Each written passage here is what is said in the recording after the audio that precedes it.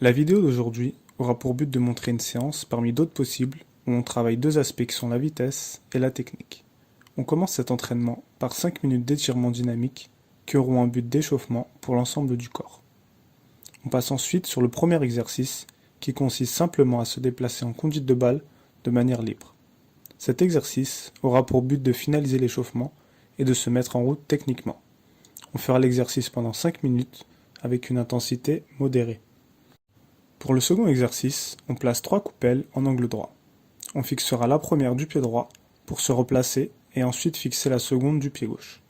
On tiendra l'exercice sur 1 minute de travail, on prendra ensuite 30 secondes de repos et on fera 4 passages au total.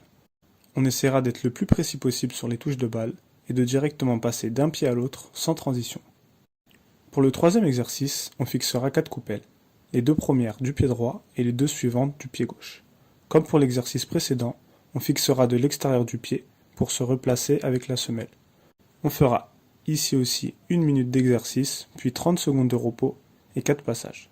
Ces deux exercices que j'ai pris l'habitude de présenter sont vraiment intéressants pour travailler sa maîtrise des deux pieds ainsi que le pied d'appui. Le pied d'appui sera aussi utile lors des passes et des frappes. Ce sont donc des exercices complets. Pour le quatrième exercice, on devra enchaîner 3 slaloms en forme de 8. On placera donc 6 coupelles au total, comme vous pouvez le voir à l'écran. On prendra 30 secondes de repos entre chaque passage et on réalisera 4 passages au total.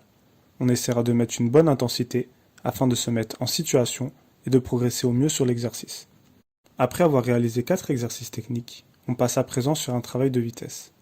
Le cinquième exercice consiste à se laisser tomber puis à sprinter sur une quinzaine de mètres. Le mouvement de départ nous mettra tout de suite en position de sprint et aura pour but d'améliorer notre accélération. On fera 6 passages sur cet exercice avec seulement 30 secondes de repos entre chaque passage. L'exercice suivant se fera avec une échelle de motricité ou encore en plaçant des coupelles. On travaillera un pied après l'autre. D'abord le pied droit, puis en se replaçant en marche arrière et en faisant le pied gauche. Après cela, on prendra 20 secondes de repos et on fera 7 autres passages. On essaiera de s'aider de ses bras et de réaliser le mouvement le plus rapidement possible.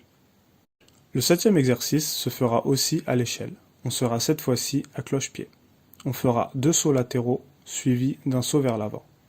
Une fois la jambe droite terminée, on se replacera rapidement en marche arrière pour enchaîner avec la jambe gauche. On prendra ici aussi 20 secondes de repos pour 8 passages au total. Ces deux exercices nous aideront à gagner en vitesse de pied, donc à être plus rapide sur les premiers mètres, de même plus solide sur nos appuis et plus efficace techniquement. On enchaîne avec 2 exercices de pliométrie. Pour le premier, on réalisera des sauts pieds joints sur une distance de 15 mètres. On prendra ensuite 1 minute de repos et on fera 4 passages. Pour le second, ça sera le même principe, sauf que les sauts se feront de manière latérale. On fera 2 passages par côté avec un temps de repos identique d'1 minute. Ces exercices de saut nous aideront à développer des muscles dynamiques et par conséquent à gagner en puissance. On entend par cela la vitesse, la détente, la force, etc.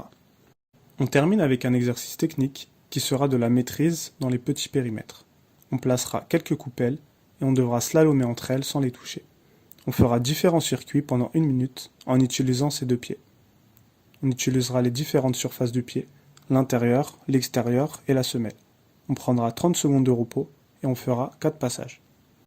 Ainsi s'achève cette séance ciblée vitesse et technique par des étirements en statique. On pourra s'étirer pendant 3 minutes. Les étirements dynamiques sont donc à faire en début de séance et ceux en statique en fin de séance pour faciliter la mise au repos. J'espère que cet entraînement t'a plu. Si c'est le cas, fais-le moi savoir dans les commentaires. N'hésite pas à t'abonner si ce n'est pas encore fait. D'ici là, on se retrouve très vite pour d'autres contenus sur l'entraînement. Et ben voilà, je recommande ce livre pour les footballeurs. Karim Tarwat, on est ensemble.